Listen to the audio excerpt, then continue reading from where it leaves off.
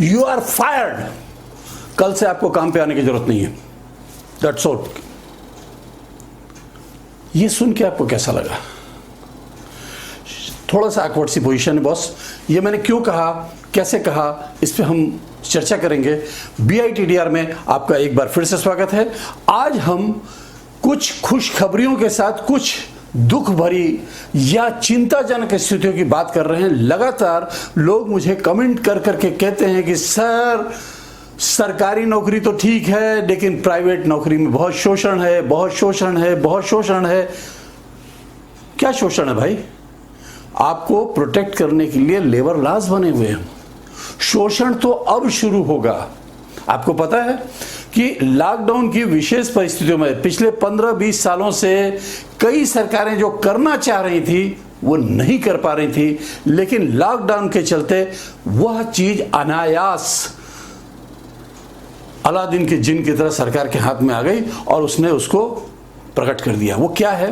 वो ये है कि आपको याद होगा 85, 86, 87 से, यदि आप पुराना इतिहास देखें, आप में से बहुत सारे बच्चे जो युवा बच्चे हैं वो शायद उस समय पैदा भी ना हुए हों, तो उनको ये शायद बात ना पता हो। मैं आपको बताना चाहता हूं कि राजीव गांधी के समय से ये प्रयास शुरू हुए थे कि विदेशी कंपनियां हमारे देश में आके अपनी जो यूनिट्स है, मैन्युफैक्चरिंग यूनिट्स है, वो यहां पर इंस्टॉल करें।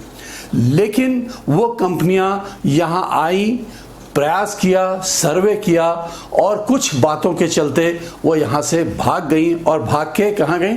चाइना गई। और चाइना में उन्होंने अपने बिजनेस को एस्टैब्लिश किया। उसी की वजह से चाइनीज इकोनॉमी में इतना ग्रोथ जो हुआ है पिछले 20-22 सालों में, 25 सालों में जो इतना ग्रोथ हुआ है, टर्मेंडस ग्रोथ हुआ है, वह इन्हीं मल्टीनेशनल कंपनियों की वजह से हुआ, क्योंकि वह चाइना को मैन्युफैक्चरिंग हब के रूप में एस्टैब्लिश कर दिया उन कंपनियों ने। अब कोरोना की स्थिति के चलते एक नई परिस्थिति का जन्म हुआ है, अविश्वास का जन्म हुआ है। पूरी दुनिया चाइना के ऊपर विश्वास करने को तैयार नहीं है और बहुत सारे देश लगातार कह रहे हैं कि आप चाइना छोड़ो, अपनी कंपनियों को, अपने देश की इंडस्ट्रियलिस्ट से कह रहे हैं चाइना छोड़ो, किसी दूसरी कंट्री में जाओ। और लगभग 1500 या 2000 कंपनियां हैं जो इस पे विचार कर रही हैं, जिसमें से 1000 कंपनियां तो सिर्फ अमेरिकी हैं। आपको सुन के आश्चर्य होगा कि जापान की सरकार ने अपने देश की कंपनियों से कह दिया है कि यदि आप चाइना से बिजनेस शिफ्ट करते हैं किसी दूसरी कंट्री में, तो हम आपको एक फाइनेंशियल प्रोटेक्शन का पैकेज भी देंगे। यानी जो लॉस होगा आपका, वो सिर्फ आपका लॉस नहीं होगा, उस लॉस को ये जापानीज गवर्नमेंट शेयर करेगी। ये एक बहुत उत्साहजनक खबर है और इस मौके का फायदा उठा सकता है अगर कोई देश, तो वह है भारत, क्योंकि हमारी इकोनॉमी चाइना की इकोनॉमी के आसपास मिलती जुलती सी इकोनॉमी है। हमारे पास भी वो चीज है जो चाइना के पास है। वो क्या? पॉपुलेशन, नंबर्स, लेबर कॉस्ट का सस्ता होना, यहाँ के रिसोर्सेस का सस्ता होना, ये हमारी खूबी है और यही खूबी चाइना के पास है। तो अगर चाइना वहाँ से कंपनियां बिजनेस शिफ्ट करती हैं तो भारत के लिए एक अवसर भी है, एक अपॉर्चुनिटी भी है। और इस अपॉर्चुनिटी को ग्रैब करने की कुछ सरकारें कोशिश कर रही हैं। हमारे प्रधानमंत्री तो कर ही रहे हैं, इसके अलावा स्टेट गवर्नमेंट कर रही है, जिसमें अभी लगातार सबसे ज़्यादा सक्रिय कोई मुख्यमंत्री हैं तो वो है योगी आदित्यनाथ, यूपी के मुख्यमंत्री योगी आदित्यनाथ, जिन्होंने ऑलरेडी 100 से अधिक कंपनियों से बातचीत शुरू कर दी है और उनको कई तरह के प्रॉमिसेस किए हैं। इसी वजह से वहाँ पे जब उनकी बात हुई तो ये चर्चा आई कि हमारे यहाँ के लेबर लॉ, जो श्रमिकों के हित के संरक्षण के लिए कुछ कानून बने हुए हैं, कुछ यूनियन बनी है, वह कुछ ऐसा वातावरण पैदा कर दे रही है कि जिसके कारण वो कंपनियां यहां आने से हिचक रही हैं। ये स्थितियां 20-25 साल पहले, 30 साल पहले भी थी, इसीलिए कंपनियां यहां आते आते डाइवर्ट हो गई चाइना की ओर। तो अब योगी आदित्यनाथ ने कड़े फैसले लेके यह कहा है कि हम आपके लिए अनुकूल वातावरण बनाएंगे। ये चाइना, ये जो बाहर की विदेशी कंपनियां हैं, इनके लिए तो बहुत खुशी की बात है कि वो उनके लिए अनुकूल वातावरण बनेगा और उनको यहाँ काम करने का मौका मिलेगा। यहाँ के लेबर्स या हम श्रमिक कह सकते हैं, श्रमिक क्या होते हैं, कैसे होते हैं, किनको लेबर की कैटेगरी में रखना, किन के ऊपर ये कानून लागू होगा, इस वीडियो को आप पूरा विस्तार से देखिए। मैं इसको काफ़ी हद तक डिफाइन करने की कोशिश करूंगा। मैं आपको पूरा लेबर एक्ट नहीं बताऊंगा, लेकिन फिर भी काफ़ी हद तक डिफाइन करने की कोशिश करूंगा कि इससे फ़ायदा क्या होगा, नुकसान क्या होगा। तो आप मेरे साथ इस पूरे वीडियो के आखिर तक जरूर बने रहिए। तो मैं ये कह रहा था कि योगी आदित्यनाथ ने सबसे पहले उनसे वार्तालाप करके ये कहा कि हम आपके हित का ध्यान रखते हुए कुछ चीज़ें संशोधन करने जा रहे हैं। और उन्होंने बाकायदा अपने विधानसभा में एक क्या कहना चाहिए, बिल भी प्रोड्यूस कर दिया और वो बिल पास हो गया है। और राज्यपाल जो है आनंदीबेन, उनके पास ये सिग्नेचर के लिए चला गया है। और जैसे ही ये सिग्नेचर हो जाएगा तो यह एक कानून का दर्जा प्राप्त कर लेगा। अब उसमें ऐसी क्या विशेष बात है और क्यों ये चिंता का विषय है जो लोग नौकरी करना चाहते हैं, ये मैं आपसे डिस्कस करना चाहता हूँ। सबसे बड़ी बात कि यह दो तरह की चीज़ों पे बात कर रहा है। पहली बात यह है कि समुचित और सकारात्मक वातावरण बनाने के लिए जो इंस्पेक्टर राज और जो लाइसेंस राज था उसका सरलीकरण किया जा रहा है। वन विंडो कहना चाहिए, वन विंडो फैसिलिटी, एक ही जगह जाइए और वहीं से आपकी सारी चीज़ें पूरी कर ली जाएंगी। दूसरी चीज़ कि सरकारी महकमे को जिम्मेदार बनाया जा रहा है। उनसे कहा जा रहा है कि आपके पास जो भी एप्लीकेशन आएगा उसको विद इन वीक रिजॉल्व करके, सॉल्व करके उस कंपनी को, अगर वो हमारे जो नॉर्म्स हैं उस पर फिट बैठती है तो विद इन ए वीक उसको लाइसेंस जारी हो जाना चाहिए, उसका रजिस्ट्रेशन हो जाना चाहिए और उसको प्रॉपर ज़मीन की अलॉटमेंट की प्रोसेस में कोई दिक्कत नहीं होना चाहिए, ताकि वह एज अर्ली एज पॉसिबल यहाँ पे अपनी फैक्ट्री चालू कर सके। ये यहाँ तक तो बहुत अच्छी खबर है। अब इसके बाद बुरा क्या है, वो ये है कि इस बिल का जो दूसरा पार्ट है वो लेबर लॉ को लेके है। उन्होंने कह दिया है कि 3 साल के लिए हम अपने लेबर लॉ को सस्पेंड कर रहे हैं, खत्म नहीं कर रहे हैं, सस्पेंड कर रहे हैं। मतलब 3 साल तक लेबर लॉ आपके ऊपर लागू नहीं होगा। इसका पहला दुष्परिणाम तो मैंने आपको वीडियो की शुरुआत में ही बता दिया था कि कल आप ऑफिस जाएं या फैक्ट्री जाएं तो आपका बॉस कह सकता है कि बॉस आज आ गया, ठीक है, कल से आपको आने की जरूरत नहीं है। यह सबसे बड़ा। और यह सिर्फ हमारे यूपी में नहीं हो रहा है, यह होने जा रहा है इस समय जो 8 राज्य हैं, मध्य प्रदेश, यूपी, राजस्थान, महाराष्ट्र, केरला, पंजाब, हिमाचल प्रदेश और गुजरात, ये 8 राज्य हैं जहां की सरकारों ने लगभग मिलते जुलते फैसले लिए हैं। मैं लगभग मिलते जुलते इसलिए कह रहा हूं क्योंकि स्टेट का ये हक है कि वो फैसले अपनी सुविधा के हिसाब से, अपने डिस्कशन के हिसाब से, अपने वहाँ की जो परिस्थितियाँ हैं उसके हिसाब से ये फैसले ले। तो थोड़े थोड़े परिवर्तन हैं, लेकिन सब जगह कुछ चीज़ें कॉमन है, उसको आपको समझ लेना चाहिए। सबसे बड़ी चीज़ यह है कि जो 3 शिफ्टें होती थी, मतलब अगर 24 घंटे को हम 3 शिफ्टों में बांटे तो 8-8 घंटे की 3 शिफ्टें होती थी।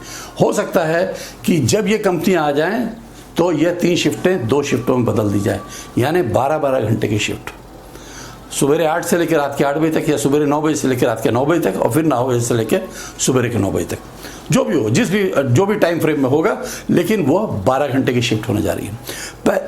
दूसरी चीज़, पहले का लॉ आपसे ये कहता था कि सप्ताह में आप 48 घंटे से ज़्यादा किसी से काम नहीं करा सकते। 48 घंटा, 48 से अगर 49वां घंटा आप किसी वर्कर से काम कराते हैं या किसी लेबर से काम कराते हैं तो आपको उसको ओवर टाइम देना पड़ेगा। लेकिन अब यहाँ पे जो परिस्थिति, नया समीकरण बनेगा, वह ये कह रहा है कि वह कंपनी का ओनर या फैक्ट्री मैनेजर आपसे 12 घंटे के हिसाब से 72 घंटे पर वीक के हिसाब से काम ले सकता है। 72 घंटे के बाद यदि उसको जरूरत पड़ेगी वो आपको रोकेगा या आपको काम बताएगा, तब ही उसका ओवर टाइम बुक होगा। तो यह सबसे बड़ा लॉस है कि आपको 12 घंटे काम करना होगा। इसके लिए मेंटली प्रिपेयर हो जाइए, खास करके यदि आप स्किल्ड लेबर हैं या जो भी हैं, टेक्नीशियन हैं या जो भी आप हैं, अनस्किल हैं, सेमी स्किल हैं या फुल्ली स्किल हैं या एक्सपर्ट हैं, जो भी जिस भी कैटेगरी में आ रहे हैं उसके हिसाब से। दूसरी बड़ी चीज़, नो वर्क नो पे, ये पॉलिसी अपनाई जाएगी। नो वर्क नो पे, नो वर्क नो पे। नो वर्क का मतलब काम नहीं है तो पैसा भी नहीं।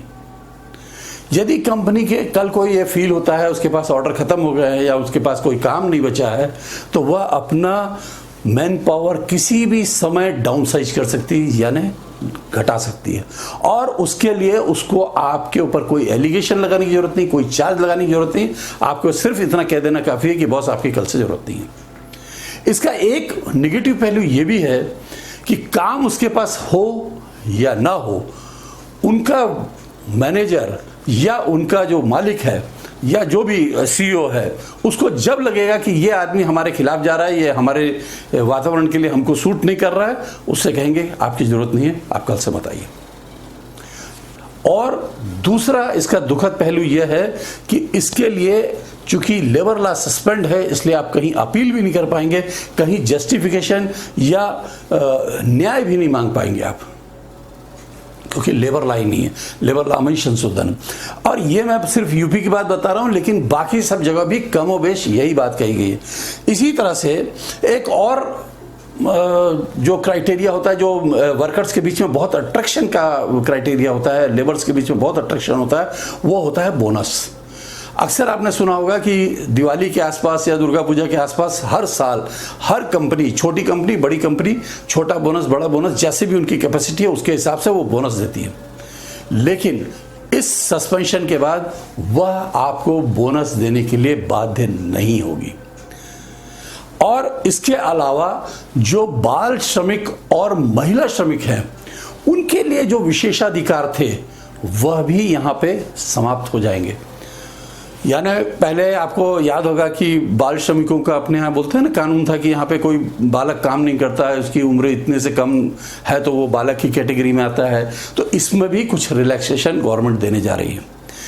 इसी तरह से महिलाओं के लिए भी कुछ रिलैक्सेशन पहले दिए गए थे सरकारों ने, जिसमें एक बहुत बड़ी सुविधा थी मैटरनिटी लीव, और जिनके बच्चे छोटे थे उनके लिए क्रैश की फैसिलिटी, झूला घर की सुविधा, कि उनको ऑन साइट झूला घर प्रोवाइड कराया जाएगा ताकि वो अपना बच्चा लेके आती हैं तो बच्चा झूला घर में रह सके। अब ये कंपनी इसके लिए बाध्य नहीं होगी, उसकी मर्जी, वो उसके पास है सुविधा वो करा दे, नहीं है सुविधा ना कराए, लेकिन आप उससे कुछ कह नहीं सकते। इसी तरह से और भी छोटी मोटी फैसिलिटीज़ हैं कि पानी की सुविधा, कि separate toilet room, separate rest room, वो जो कॉमन जो सुविधाएं बना देंगे उसको आपको यूज़ करना है। आप ये नहीं बोल सकते कि नहीं मैं महिला हूं तो मैं फलानी जगह नहीं जाऊंगी या ठिकानी जगह नहीं जाऊंगी या मेरे को अलग से रेस्ट रूम चाहिए। पहले ये सब चीज़ें कही जाती थी, अब वो मना कर रही है। इसी तरह से राजस्थान गवर्नमेंट ने भी कुछ रिलैक्सेशन दिए हैं, कुछ इसमें छूट की बात हो रही है। पहले जो लेबर लॉ था वो ये कहता था कि कोई भी यूनियन यदि 100 से अधिक वर्कर्स की मेंबरशिप है तो वह रजिस्ट्रेशन करा के उस जगह पे प्रबंधन के ऊपर निगोशिएशन या जो श्रमिकों के हित में कुछ बातचीत कर सकती थी। अब उसके क्राइटेरिया को उसने इंक्रीज कर दिया है, 100 के बदले में 300 लेबर यदि मेंबर होंगे तभी वो यूनियन रजिस्टर हो पाएगी, पहली शर्त। दूसरी शर्त रिकॉग्निशन की या एफिलिएशन की थी, उसमें पहले 15% का क्राइटेरिया था। एक आईडी एक्ट है, आईडी एक्ट के बारे में आप अलग से पढ़ लीजिएगा, वो मैं बताने जाऊंगा तो वीडियो बहुत जरूर से लंबा हो जाएगा। तो सिंपल समझ लीजिए कि आईडी एक्ट में 15% जिसको भी वोट मिलता था वो सारे लोग, वो सारी यूनियनें प्रबंधन से बात करने के लिए स्वतंत्र थी, और प्रबंधन की मजबूरी थी कि वह कोई भी फैसला लेने के श्रमिकों के हित में या खिलाफ में जैसा भी फैसला ले रही है बगैर यूनियन से डिस्कस किए वो फैसला नहीं ले सकती थी। तो राजस्थान गवर्नमेंट कह रही है कि अब वो क्राइटेरिया वो इंक्रीज कर रही है, जिसको थ्रेशोल्ड बोलते हैं, थ्रेशोल्ड इंक्रीज करके 15 to 13% कर रही है, 30%, यानी डबल। तो अब वो यूनियन से बाध्य नहीं है बात करने के लिए। 30% से अधिक का वोट मिला है या 30% से अधिक की मेंबरशिप है टोटल नंबर ऑफ एम्प्लॉय से, तभी वो आपसे बात करेगी या नहीं करेगी। तो इस तरह की चीजें कुछ होने जा रही हैं जो कि आपके लिए बड़ी दुखद स्थिति हो सकती है। यहां पे मैं एक दो बातें जो मैंने वीडियो के शुरुआत में कही थी कि आप इस वीडियो को अंत तक देखिए, वो आपको बताना चाह रहा हूं कि लेबर क्या होता है, लेबर की कैटेगरी क्या होती है, इसको लेके लोगों में बहुत कंफ्यूजन है। जो इंजीनियर्स हैं, एमबीएज हैं, जो मैनेजर्स हैं, इंजीनियर्स हैं या इस तरह के प्रोफेशनल डिग्री में है, जिनको हम कहते हैं कि वह अधिकारी वर्ग में आते हैं, उन सब पे लेबर लॉ पहले भी लागू नहीं होता था, अब भी लागू नहीं होगा, लेकिन उनके ऊपर ये सारी शर्तें पहले से ही लागू थी। उनको काम के लिए 12 घंटे की कोई लिमिट ही नहीं थी, उनकी रिस्पॉन्सिबिलिटी मानी जाती थी और ज़रूरत पड़ने से वो 24 घंटा भी रुकने को बाध्य थे। तो वो चीज़ें उनके ऊपर पहले से थी। तो इसलिए जो इंजीनियर्स हैं या जो MBA वगैरह करके इस तरह के एग्जीक्यूटिव पोस्ट में आते हैं, उनके लिए तो कोई चिंता का विषय ही नहीं है, क्योंकि उनके ऊपर वो शर्तें पहले से ही लागू थी। अब हमको समझना है कि लेबर्स क्या होते हैं। लेबर को लेके बहुत कंफ्यूजन है। देखिए, जो कुछ नहीं पढ़ा लिखा वह भी लेबर है, जो कुछ पढ़ लिख के आया वह भी लेबर है, और जो कुछ ITI वगैरह करके कुछ टेक्निकल शिक्षा लेके आया है वह भी लेबर है, और जो पॉलिटेक्निक वगैरह करके आधी इंजीनियरिंग करके आया, आधी इंजीनियरिंग मैं बोल रहा हूँ, हाफ इंजीनियर, यानी वो उसको ग्रेजुएशन नहीं मिला है लेकिन डिप्लोमा मिला है। बाकायदा स्टेट के एक टेक्निकल एजुकेशन बोर्ड होता है, उसका एक डिप्लोमा है उसके पास, अथराइज डिप्लोमा, जिसमें उसने 3 साल का कोर्स किया हुआ है। उसने बाकायदा सिविल इंजीनियरिंग पढ़ी है, बाकायदा मैकेनिकल इंजीनियरिंग पढ़ी है, बाकायदा इलेक्ट्रिकल इंजीनियरिंग पढ़ी है, लेकिन फिर भी वह ग्रेजुएट नहीं है, तो वह भी लेबर कैटेगरी में आता है। यह बिल्कुल क्लियर समझ लीजिए, उसके ऊपर लेबर लॉ लागू होता है और वह लेबर कैटेगरी में आता है। अब इसमें लेबर की परिभाषाएं अलग अलग हैं। हम लोग पहले उसको सुपरवाइजरी कैटेगरी में मानते थे पॉलिटेक्निक वालों को, लेकिन सुपरवाइजर भी जो होते हैं वह 2 तरह के सुपरवाइजर होते हैं। एक एग्जीक्यूटिव सुपरवाइजर होते हैं, एक नॉन एग्जीक्यूटिव सुपरवाइजर होते हैं। नॉन एग्जीक्यूटिव सुपरवाइजर को समटाइम्स पहले चार्जमैन वगैरह भी कहा जाता था। एग्जीक्यूटिव सुपरवाइजर को पुराने समय में फोरमैन वगैरह कहा जाता था। तो जो फोरमैन वगैरह की कैटेगरी है वो एग्जीक्यूटिव कैटेगरी है। आजकल उसको deputy manager, senior manager, junior manager and so on कहते हैं। और इधर टेक्नीशियन है, सुपरवाइजर है, या जो भी उसका जूनियर इंजीनियर है, इस तरह की जो चीज़ें कही जाती हैं उस तरह का डिजिग्नेशन होता है। डिजिग्नेशन क्या होगा क्या नहीं होगा मैं नहीं जानता, लेकिन जो भी होगा वह लेबर कैटेगरी में ही आएगा, उसके ऊपर लेबर लॉ ही लगेगा। तो लेबर की 3-4 तरह की कैटेगरी हैं, non skilled, semi skilled, skilled and supervisor. तो ये सारी कैटेगरी के ऊपर लेबर लॉ 3 साल के लिए यूपी गवर्नमेंट ने सस्पेंड कर दिया है, और बाकी के जो 7 राज्य हैं उन्होंने भी इनवाइट करके कंपनियों को बुलाना शुरू कर दिया है, और ये जल्द ही इनके यहाँ स्टैब्लिश होगा। ये एक खबर अच्छी है, लेकिन इसका एक दुखद पहलू है कि लेबर लॉ सस्पेंड हो जाएंगे। तो ये मेरे विचार में कि जब यूपी में ये सारी चीज़ें इम्प्लीमेंट होंगी तो दूसरे राज्य भी लगभग उसी मॉडल को थोड़ा बहुत 19-20 करके अप्लाई करने वाले हैं। जैसे कि MP की और राजस्थान की और गुजरात की खबरें हैं, उसके हिसाब से लग रहा है कि वह वही मॉडल अपनाने जा रहे हैं, थोड़ा बहुत हेर फेर के साथ। तो ठीक है साहब, जैसा भी है, जो लोग नौकरी करना चाहते हैं उनके लिए अच्छा भी है, और थोड़ा सा ये जो थ्रेशोल्ड है वो थोड़ा सा कहना चाहिए, जो हम लोग कहते रहे हैं या मेरे वीडियो में आप लोग लगातार कमेंट करते रहते हैं कि शोषण होता है, शोषण होता है, तो उसकी संभावना इसमें थोड़ा ज़्यादा और बढ़ जाएगी। तो आप इसके लिए तैयार रहिए। जैसा भी हो, जो भी हो, आपके इस पर क्या विचार हैं मुझे कमेंट करके ज़रूर बताइए, और जो भी अपन इसके बारे में चर्चा कर सकते हैं और क्या हो सकता है उसके बारे में बात करते रहेंगे लगातार। और इस वीडियो को आपने महसूस किया इस वीडियो से, वो मुझे कमेंट करके बताइए। इस वीडियो को लाइक करिए, शेयर करिए, और चैनल को यदि अभी तक आपने सब्सक्राइब नहीं किया है तो प्लीज़ सब्सक्राइब करिए। शुभकामना, वंदे मातरम।